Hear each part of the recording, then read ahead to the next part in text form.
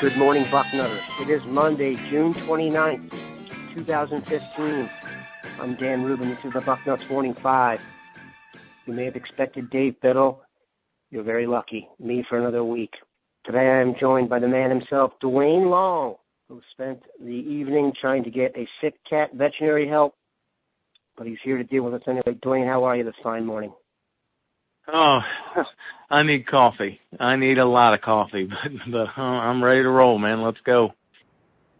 So we're playing injured here. I'm only on one cup of coffee myself. What we're going to do today is, if you listen to the theme song, we're going to find out what's happening. Playing the role of Duane will not be Haywood Milson. It will be Duane. So we've got a series of questions here that you guys submitted that we're going to ask Duane. Now, to be fair, these questions, Duane has not seen them. He's flying blind here. So you're getting Duane unplugged. Duane, are you ready to rock? Let's roll. Okay, everyone understands that Ohio State is the clear favorite in Vegas. Not including Michigan State, who do you really see as the 3 or 4 biggest threats to Ohio State across the country? I just don't. I look at that schedule and I think, you know what, it's a good thing we're going in ranks Ohio because the schedule is just not going to help us. It's not going to be something that you can look at. You know, at the end of the season, what we did, we looked like we were out of it. Even with a loss on our record, we pulled it together at the end there. We blew out Wisconsin. I don't know if we make it to the championship game or at least the playoffs without that big win. I look at this schedule, and I just don't see the stumbling blocks. I mean, Penn State maybe.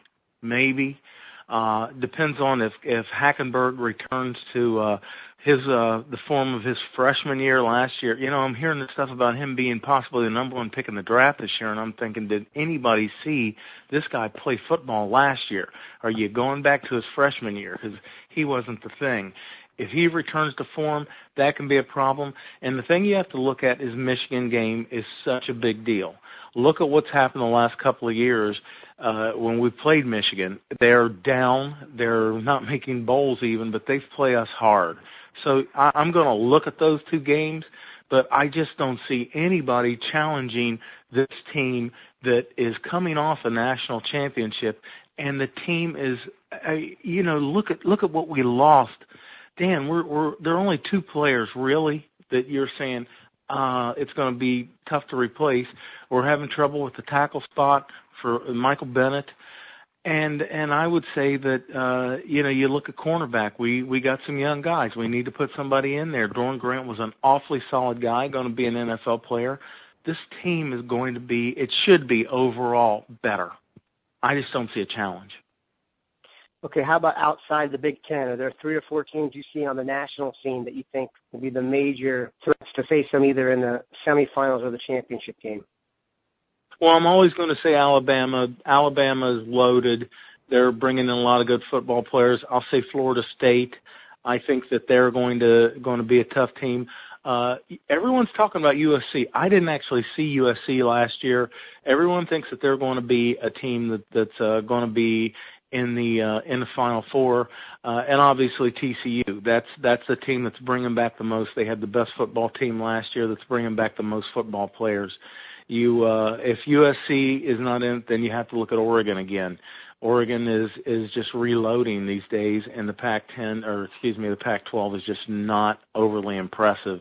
It's not a deep conference, not a very good defensive conference. We see what happens with Oregon. Every year they come in and they dazzle everybody with the offense and the uniforms, and they come up against physical teams. We watched Ohio State do it to them. This is 2 times in a row in a bowl game. Ohio State's a championship game, and then we did them in the Rose Bowl, just beat them up physically. In between Auburn, I watched Auburn just physically dominate the line of scrimmage and smack Oregon around. But they still can go through that Pac-12 schedule. They're going to run into a bunch of teams that just are not going to be. They're going to run into teams that are used to giving up 40 points a game. So giving up 50 to Oregon, well, that's just going to be a natural. Those are the teams that I look at. I don't see a team out there that's going to surprise. I tell you, I look at Texas all the time because I look at the recruiting base that Texas has. and Strong's recruiting well, and I think he's a good football coach. So you always gotta worry about them. Maybe Auburn comes in there, but really it's TCU. Florida State's just piling on the talent now. Alabama. Those are the teams that I think it's going to be the biggest challenge once we get to the playoffs. Those are the teams I think we'll see there.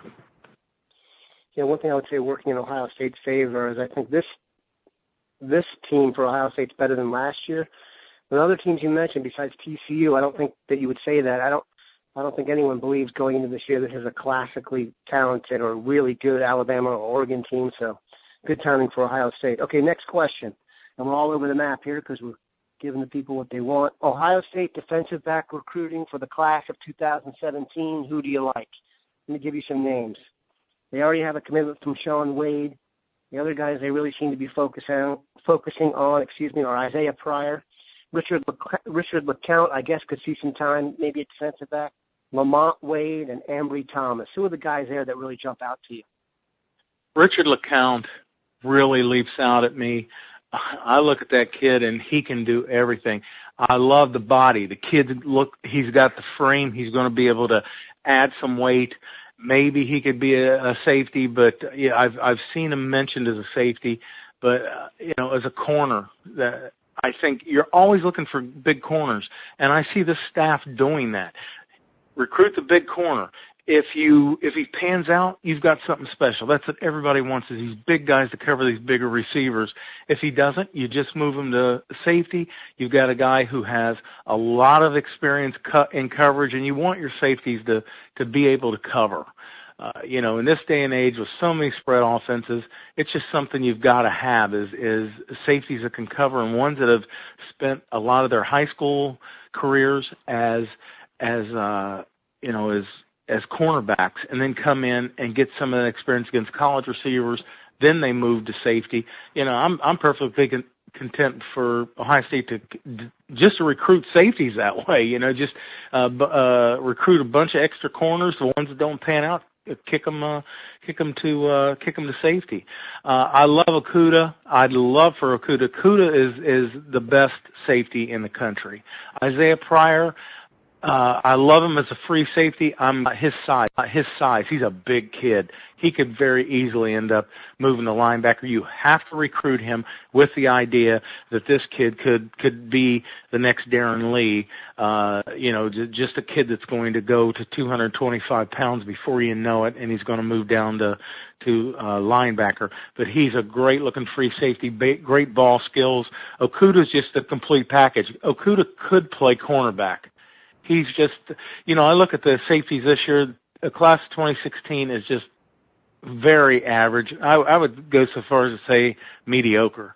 Next year's class, wow, it's just loaded. And those three guys right there, those three at the top, those are some special athletes, let me tell you. And we look like we've got a real shot at them, especially Isaiah Pryor. So I'm looking forward to next year's class. I would look at that if I was a staff. We've got juniors, and you do want to recruit when your position is loaded with juniors. That's when you really want to hit it. So you get guys in, you get them seasoned, you get them in the weight room. But I just don't see those guys that are going to be, elite guys at this level. I see smaller guys. I see small safeties in this class. Next year, these guys are all. I think I noted that 8 of the 10 guys in the top 10 in the composite are over 6 feet tall, or over 6'1". And this year, there's a bunch of guys 5'10", 185 pounds. One of the kids that's ranked number 2 or number 3 in the country, I can't remember his name off the top of my head. He's 5'10", 185 pounds. That's a cornerback. That's not a safety. You don't want this guy coming to the line of scrimmage and having to take on an Ezekiel Elliott who's going to run right through him. These guys next year, those are the guys that get really excited about. That's the ones that Buckeye fans should get excited about, and we're in good shape with them so far. Yeah, they're off to a good start. They have a commitment from Shaun Wade out of Jacksonville. He's 6'2", 185-pound corner, number 2 at his position nationally. And then depending on where they put Marcus Williamson out of Westerville South, who's already committed, the composite has him as a defensive back, the 5th-rated defensive back in the class. We'll see if he actually plays defensive back or he's used on offense. But Very impressive stuff. Okay, excuse me, next question. Who emerges as a star on special teams this year? Oh, man. Anybody? I just want somebody who's going to go back there. An old coach told me one time there's only one important thing on a punt: field the ball. And we had so many adventures last year, it had us all holding our breath every kick. I like what I see out of Jalen Marshall back there. I like having a guy who's got a little bit more strength. We always think about this, it's open field, you want the quickest guy, but on a punt, maybe on a kickoff, you want the fastest guy. You want to hit the hole and just, pick a hole and hit it. Punts, you're going to be maneuvering around back there. Chances of going through untouched are very slim. I like him back there, but he has got to get more secure about just fielding the ball. There were too many times when he's running up on the ball, running after the ball when it's 1 second from getting to it. No, just he needs to give him 100 punts a day. Just kick him the ball and get him in the flow of settling under the ball as early as possible, fielding it, making sure you have the ball. The change of possession is everything. And then worrying about a good return. That's what I want. I don't care who. I would give Marshall the first shot, but I definitely just want somebody. I would try more people. If he just was looking like he did last year, I would end that experiment right now. Find somebody else, just somebody back there that will secure possession. That's the biggest thing. Yeah, philosophically, just generally speaking, I don't like having a starter back there to return punts and kicks. I think it's too dangerous to get that guy injured. And on a team like Ohio State, with the rosters as deep as it is, I think it's where you should be breeding your playmakers. Now, as the roster is currently constructed, ideally this would be a Dontre Wilson spot here where, as he's being I don't know if phased out's the right word, but as other guys take some of his touches on offense, he could just focus in on being a dominant return guy. But a couple things. One, he hasn't been dominant in the return game. And two, I don't think he wants to do that. And if you don't buy into it, it's no good. So, next question. Chris Ash and Luke Fickell. Do you have a short list of replacements should one of them leave? And if they left, would you dole out big cash to Virginia Tech's Bud Foster, who's a defensive coordinator, been down there for over 20 years? I wouldn't have a short list because you don't know what's going to happen here. There aren't some guys out there that I'm like, okay, we can just go get this guy. But Bud Foster, think about how long he's been recruiting Virginia, which is becoming a key area for us to recruit. I mean, it's Ohio State is traditionally going into New Jersey, which is a little bit out of our area, and recruited very well, pulling a few players out of there. Well, now in Virginia, we're really attacking it. Not that we've forgotten about New Jersey, but we're attacking that area and having a guy that's familiar with it. He would be fine to come up here. And I like what he does with his defenses, but I also just like that recruiting angle, that this is a guy that those coaches in that area are familiar with.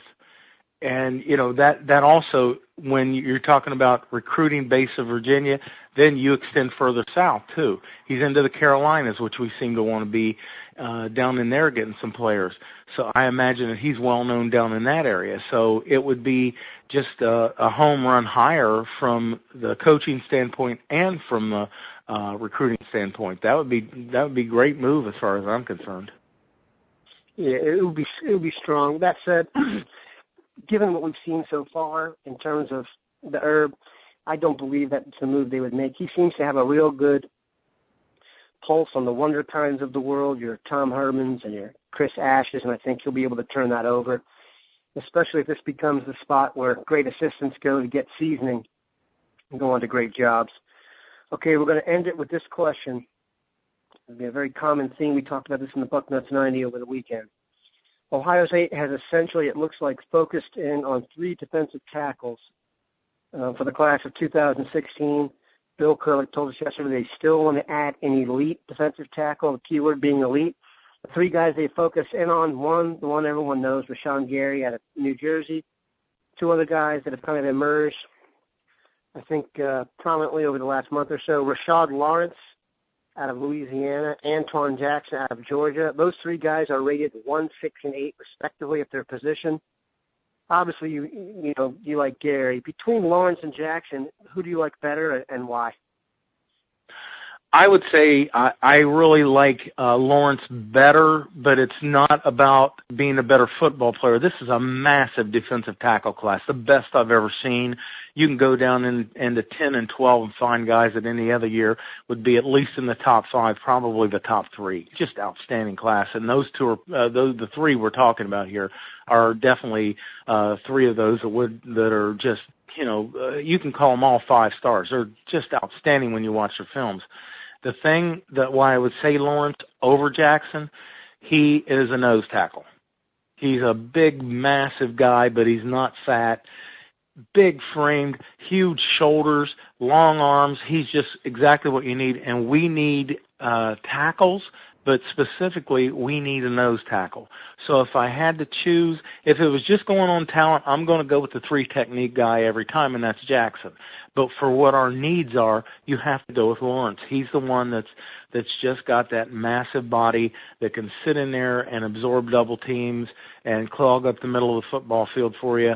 He's the one that this team needs, this football program needs, and he's a guy that can play early. I imagine all 3 of these guys are going to be guys that are going to play prominently in their first year. They will definitely be in the 2 deep. And this guy, Lawrence, here at Ohio State, he could start. There's just so little in his way. Think about this, that Tommy Shutt is the guy, Hale's here. They're seniors. They're, even if they were here, I believe Lawrence would be in there maybe to start, but they're not even going to be here. So he's got a clear shot to being the starting nose tackle in Ohio State next year on another really good team. So maybe that's going to be a selling point. Love to get him out of there. It's hard to pull defensive linemen out of the South. The Southeastern Conference schools have such a history of putting defensive linemen in the NFL, and the kids, it's home turf for them. But if we can, just get one of them. One reason why I talk about Gary so much on the message boards is Rashawn Gary is not from the area. So, and he is talking about going south, but he's closer to home here. And that always, the Southern kids seem to stay in the South because it's home. This is going to be closer to home to Gary, and maybe in the end that will play a role in us getting him. The early playing time plus being much closer to home than going to Alabama, which is one of the schools he seems to be talking about quite a bit. That's where it seems to be. People think he's going to head that direction. So, but of the other 2 guys, Lawrence, yeah, that's the kid we need. We need a big body right in the middle of the line. Yeah, it's the glaring hole in the roster. Once Adolphus Washington steps away, they're not going to have. They'd have to go back and really make an argument for it. But I'm not sure they have another NFL guy in the middle. And to me, at Ohio State, you need to have NFL guys at every level of the depth chart. And maybe they'll do that in recruiting. I think you're going to see them put a major push on for getting an elite defensive tackle in the class. And based on their track record, I expect one of them to be in there. Okay, people, that was it. We will do a rerun of this tomorrow if you like. Submit a bunch of questions for Duane. We appreciate your patronage. Go Bucks.